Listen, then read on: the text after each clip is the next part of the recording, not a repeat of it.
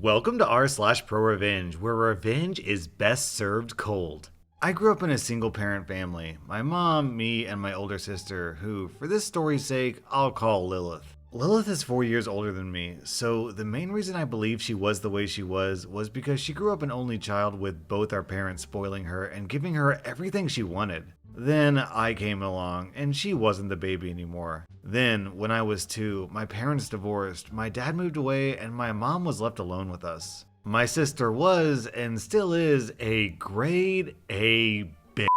When I was growing up, she used to bully me relentlessly. She would call me names, break my stuff, blame my parents' divorce on me, and even physically abuse me until I got old enough to hit back. At school, she used to get all of her friends to bully me as well, and because a bunch of older kids were always cornering me, calling me fat and ugly, I never had any friends. No one wanted to be anywhere near me because of her, and she always made a point of letting me know just how much better than me she was. When I was younger, I believed she was better. She was prettier, wore better clothes, had a ton of friends, and was into girly stuff like makeup and fashion, while I was still in my teddy bear Barbie stage. You could just tell me that this is all stupid kid stuff, but it only got worse as we got older. By the time she was 16, I was just turning 12 and the bullying had never ceased. Because of the type of person I was, I thought that if I did everything she said, she might actually like me. But this only encouraged her to take advantage of me.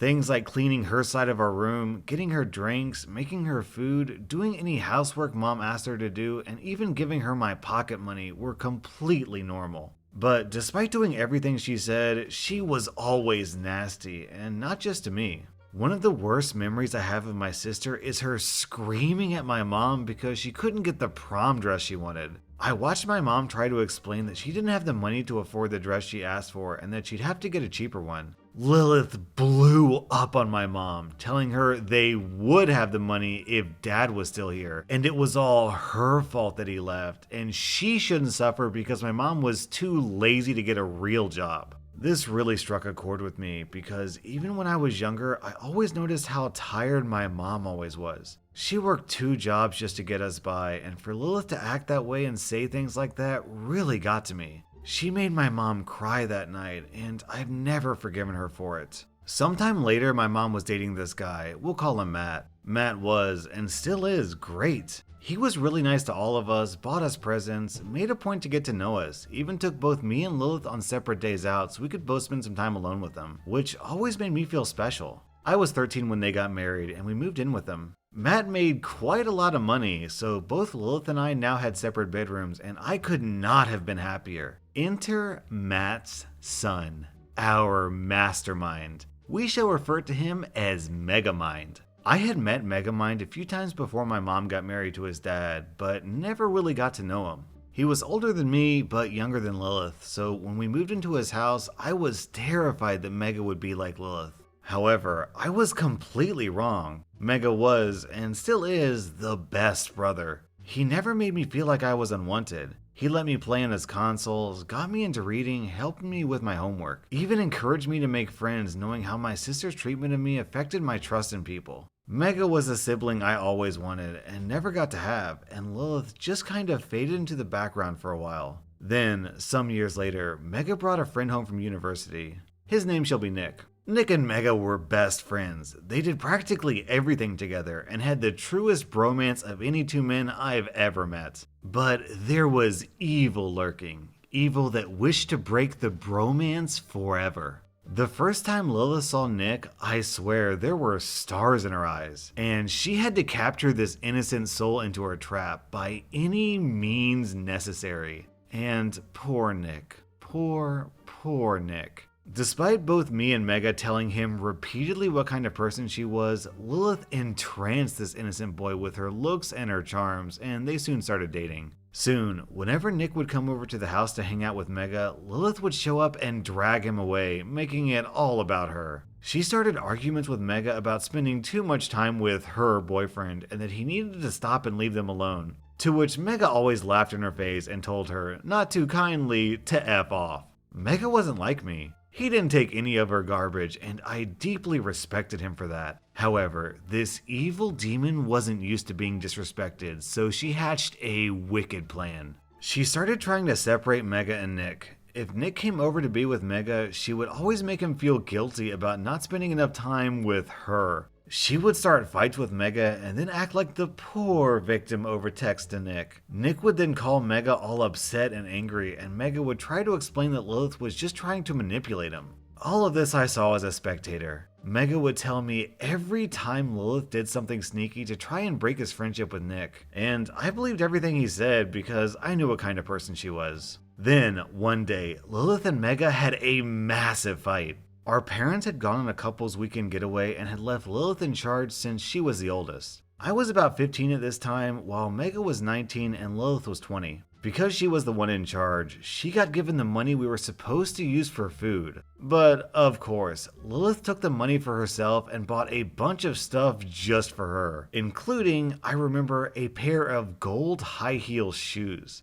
They were pretty, but we couldn't eat them. Mega blew up on Lilith, and Lilith shouted back that she was older, better, and deserved it, blah blah blah. Mega got our parents on the phone, told them what happened, and they ripped into Lilith, telling her to give her pocket money to Mega so he could look after us and buy us food for the weekend. Lilith shouted and cried, but eventually gave in, never having successfully manipulated Matt in her life. She handed the money to Mega with a snarl, then spent the next few hours on the phone with Nick, wailing about how we were both being mean to her while our parents were away and could she please stay at his house so she wouldn't be bullied anymore. Nick came running and started screaming at Mega for, quote, taking Lilith's money and getting her into trouble. Meanwhile, Lilith stood behind Nick with a smug look on her face while Mega was trying to explain. Nick then yells that Mega's been against their relationship from the beginning and he didn't know what Mega's problem was. But if he was forcing him to choose between him and Lilith, he chose his girlfriend. Now, I know a lot of you will call Nick stupid, but don't. I knew how manipulative Lilith could be. She was a master at making people feel sorry for her and getting them on her side, even when she was horrible to them, just like she did with me. That night, I had to listen to Mega cry for the first time since I knew him, and I had enough. I knocked on his door, asked him if he was alright, we ordered a pizza, and we started to plot. Mega was rather defeated at this point, but I told him that if his friendship with Nick meant anything, he had to get him away from that demon spawn before he lost his friend for good. And so we plotted. Lilith spent the entire weekend with Nick and came back all happy and smug, rubbing it in Mega's face that Nick had chosen her. But via our plan, Nick said nothing back, acted defeated, and let her talk. For the next few weeks, that's all she did. Whenever Nick came over to the house, she would spend time with him in her room, and when he'd leave, she'd prance around Mega, bragging about how much Nick loved her and asking Mega snidely if he missed his little friend. Every time she did this, her focus was entirely on Mega. She never once looked at me, and that was her biggest mistake. Finally, the day of her 21st birthday had arrived. Nick and Mega hadn't spoken in weeks, and the few times Nick had gingerly tried to make things up with Mega, Lilith would walk in screaming about how he had already chosen her and that if he wanted to be friends with Mega again, then their relationship was over. Nick would always look miserable, but would always side with her nonetheless. Mega had had enough. The fact that Lilith was making his best friend so unhappy purely for her own selfishness snapped something in him, and he told me to put our plan into action. This is where my part of our plan finally took center stage. For her 21st birthday, she'd arranged to have her party at the house since it was huge, and more than enough space for all her university friends. Our parents had agreed, but only under the condition that there was no underage drinking and that both Mega and I were allowed to stay in the house. My sister reluctantly agreed, and thus the plan was in motion. On the morning of her birthday, I knocked on her bedroom door. She looked annoyed to see me and asked me snidely, "What do you want?" I innocently told her I'd had the best idea. I told her I wanted to record her for her 21st birthday. I wanted to record her getting ready with her friends, talking about her plans after leaving university, record all her friends at the party, then set up the recording on a big projector Matt had in his office so everyone could see it. This was before the time where smartphones were everywhere, so recording yourself was still something of a novelty, and I was using an old-fashioned camcorder I'd gotten a few birthdays ago. Now, despite the fact that she didn't like me, her wrath had been focused on Mega for so long that she most likely never saw me as a threat. And because of this, both her and her friends seemed to love the idea. I spent the entire morning with them, recording them all getting ready, putting on their makeup, and, of course, introducing themselves to the camera. My sister was lapping it up. She looked into that camera's eye like she was a supermodel movie star, preening and talking loudly about her successful future and how amazing her birthday party was going to be. That day, I reverted back to my old role as a servant, fetched her and her friends drinks and food, and made a grand show of complimenting all of them, and telling them how amazing they looked on camera and that they could all be actresses someday. They were loving it. So the party starts, and my sister told me to stay out of the way. I told her innocently that it was no problem, that I'd just stay in my room all night, edit the recordings, and come down to set up the camcorder when she was ready, because I wanted this night to be perfect for her. Satisfied with my answer, she left my room.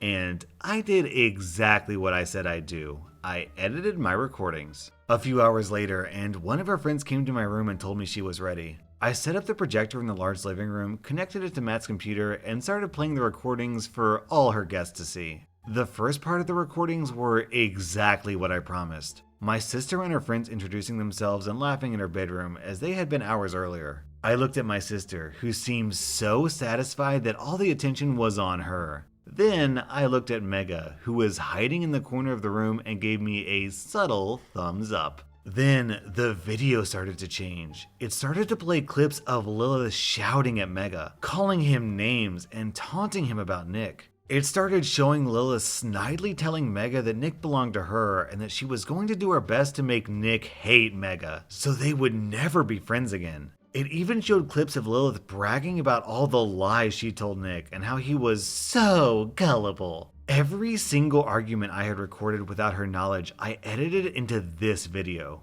Everyone in the party was watching silently as Lilith's true self was exposed in clip after clip, while Lilith stood there frozen, completely unable to comprehend what was going on. When she finally snapped out of it, she turned on me and started screaming, yelling at me and asking me, "How could you do this?" I never said a word. I just smiled. When the recording stopped, Mega turned the lights on and everyone was staring at Lilith. Clearly having no defense, she let out a loud cry and stormed up to her room, slamming the door so hard everyone heard it. The next day, Mega told me Nick had apologized for everything and that he was stupid to so blindly believe everything she said. He even told me that Nick had thanked me specifically for helping him see what a monster my sister truly was. When my parents came home, both Mega and I were grounded for ruining Lilith's birthday and for using Matt's stuff without permission. But neither of us cared. Mega got his best friend back, and a few months later, Lilith moved out, since after seeing the recordings of her behavior, my parents were disgusted by her, and they had absolutely no problems with showing it. Since she no longer had any leverage over anyone in the house, she packed her bags and moved to stay in one of her college dorms.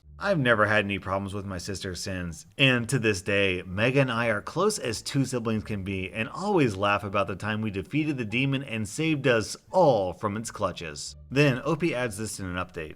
As for Lilith, well, I don't see much of her these days. Last I heard from Mom, she was living alone somewhere near the seaside, is working in one of those arcade places, and still gives as many flips about us as we do about her. She only ever comes home to ask Mom and Matt for money, and hasn't talked to either me or Mega in a long while. As much as I'd like to say she learned her lesson, I don't see her personality changing anytime soon. Nonetheless, Mega and I are still really close, and Nick and I always joke about who's going to be the best man at his wedding. So just for clarity, OP, I'm an older brother and my younger brother is about 4 years younger than me. So I was also the only child until my younger brother came around, and my brother and I are best friends. So that only child excuse is total BS.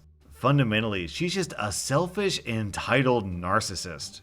Our next Reddit post is from Sister Sist. For background, my older sister, who I'll call Beth, is married to her high school sweetheart, who I'll call Craig. Beth is a pretty laid-back person, but she has one hot-button trigger that causes her to have zero chill. Anyone treating her beloved Craig poorly. Craig is very quiet and kind, just in general a mild-mannered, good-natured guy who's not great at standing up for himself. So he often attracts bad actors who view him as an easy mark, and because he always assumes that other people have good intentions, he's not great at realizing when he's being mistreated. Beth is usually pretty relaxed about things, but she will basically turn into a howling, vengeance-seeking banshee if anyone takes advantage of Craig. Which brings us to 2 to 3 years ago. Craig works a white-collar job remotely, but he's an amateur artist/craftsman as a hobby. He does wood carving, a little bit of light metal work, and 2D art, mainly pencil sketches and pen and ink illustrations. He joined an artist collective/makerspace where he could work on these hobbies around like-minded people, and he absolutely loved it. Whenever I hung out with him and Beth around this time, Craig would excitedly talk about the space and his projects there with infectious enthusiasm. His eyes were practically beaming out of his head whenever it came up. Beth joined too to learn/improve on her own hobby of fiber arts, mainly weaving and dyeing, but she was way less into it than Craig. Sometime after this, the president of the makerspace stepped down. It was essentially a volunteer position, though it came with a small, mostly symbolic stipend. Since the makerspace had no actual staff, being president of the makerspace was a huge undertaking that involved being a one-man show for everything. For a start, coordinating with the board, keeping day-to-day operations going, and chasing the grants that kept the lights on. The current president just couldn't do it anymore with his full-time job and announced his intention to vacate the role. Craig had come to love the makerspace, and he figured he had the resources to be an effective president. His job is entirely remote and deliverables based. He can work whatever hours he wants as long as he's meeting his objectives. So he figured he could work out of the makerspace on his laptop and be available there if anyone needed him, and then do the heavy lifting of the role outside work hours. So he threw his hat in the ring. Enter Jamie, a recent industrial design grad. Jamie was known to be flaky and very dramatic, but he'd been a member of the makerspace for a couple of years, almost as long as it had existed, and he felt entitled to be handed the presidency because he had seniority. He lost his freaking mind when he heard that Craig had the audacity to go for the same role, and complained to several members about how Craig was massively overstepping. This got back to Craig, who didn't really take it seriously, and it also got back to Beth, who, of course, was already irritated that Jamie was stirring up trouble, but kept it to herself. Long story short, Jamie won the member vote by a small margin, which Craig was very gracious about. Craig congratulated Jamie on the victory, then settled back into business as usual. Jamie was not so gracious. He was enraged that Craig had gotten so many votes and made it known to everyone that he was trying to figure out who had voted for Craig and that they would pay. Many of the members who had voted for Jamie passively because he'd been around forever and they didn't really know Craig were shocked by this behavior and started privately expressing regret to each other. But it gets worse. The makerspace had always offered members the perks of sponsoring workshops, meetups, and classes that anyone, members or non-members, could attend. All you had to do was sign up for the space on a first-come, first-served basis and kick up 20% of any profits to the makerspace if you charged a fee. Jamie started preemptively canceling classes and workshops sponsored by anyone on his blacklist by blocking off all available reservations during the regular times certain classes would be held. So Craig had traditionally sponsored a popular casting workshop on Wednesday evenings, and suddenly all Wednesday evenings were booked solid before the sign-up sheet was even available. He tried switching to Thursday, but after just one rescheduled workshop, suddenly Thursday evenings were out too. He tried Tuesdays, but because it was so early in the week, no one could come. Craig was bummed, but was still too good-natured to realize Jamie was intentionally sabotaging him out of spite, despite a righteously angry Beth trying to paint the picture for him of what was going on. Beth was pissed, but she wasn't banshee pissed yet. Not until Jamie selectively told the people on his blacklist that member fees were going up by almost double. He presented this as a makerspace-wide policy, but he made one crucial error. Somehow, Jamie never picked up on Craig and Beth being married, probably because he was never around both of them at the same time. So Beth flew under his radar, and he didn't raise her member fees, just Craig's and some of Craig's known friends, which confirmed to her that he was intentionally retaliating against Craig. At this point, Beth had steam coming out of her ears and went to go talk to the board since they have the power to cite or even throw out the president. They were uneasy about what she told them, but they said that the president was technically allowed to set member fees and they'd keep an eye on things. Beth didn't really believe the board that they'd keep an eye on things because Jamie was already dropping the ball all over the place, and the board wasn't making a peep over it. He wanted to be president because of the prestige, but he was never willing to do the work, so he just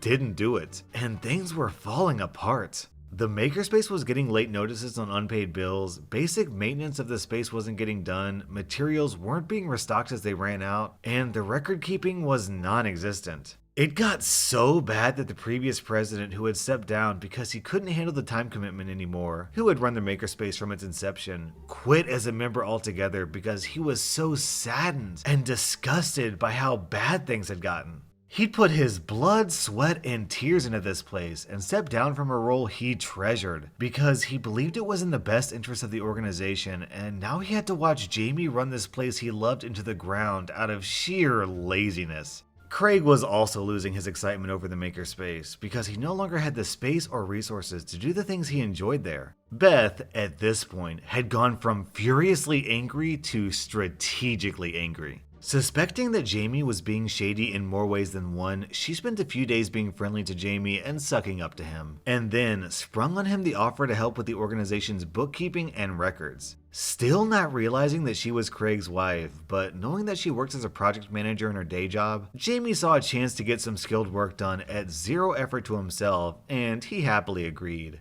and gave her access to the makerspace's Google Sheets, not the most high-tech operation. For a little while, Beth bided her time, bringing the financial accounts up to date and continuing to be diabolically friendly to Jamie. After a while of this, she calmly pulled together 6 copies of documents comparing the official organizational income that Jamie was reporting to her with the actual income, which Jamie was completely unaware she was tracking. These documents prove that Jamie was not only skimming money off the top of class and workshop fees, but was actively stealing money from the grants the makerspace was receiving, which is highly illegal. Beth gave the 6 board members her impeccably compiled proof of what was happening. Almost immediately, the board fired Jamie and issued a lifetime ban from the makerspace. They were afraid of losing their grants if news came out about the gross misappropriation, so they didn't report Jamie to the authorities, but instead gave him 48 hours to return the stolen funds, the implication being that they would report him if he didn't.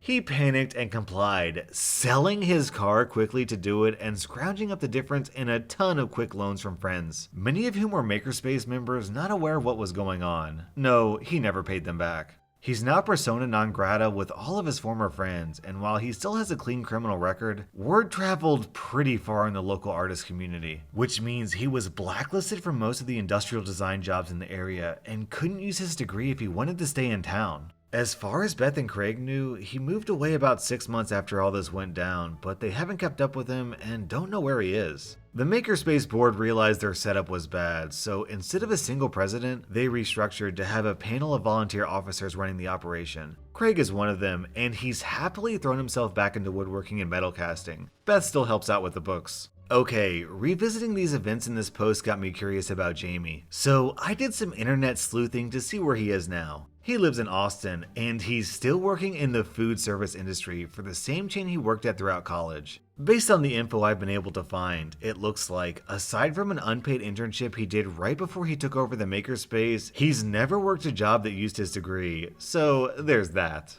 Down in the comments, someone asked how much money Jamie embezzled, and OP replied, it was in the neighborhood of $15,000 when Beth tallied it up. And for a tiny, very scrappy nonprofit, that's a boatload of money. So embezzling $15K is a major crime. I think we're actually in felony territory. It's a shame they didn't press charges because I think that would have actually constituted real jail time. Especially since they came from grants, and the grants probably came from the federal government. So, come on kids, do not steal money from the federal government. That's just stupid. That was r/Prorevenge, and if you like this video, then be sure to hit the subscribe button because I put out new Reddit content every single day.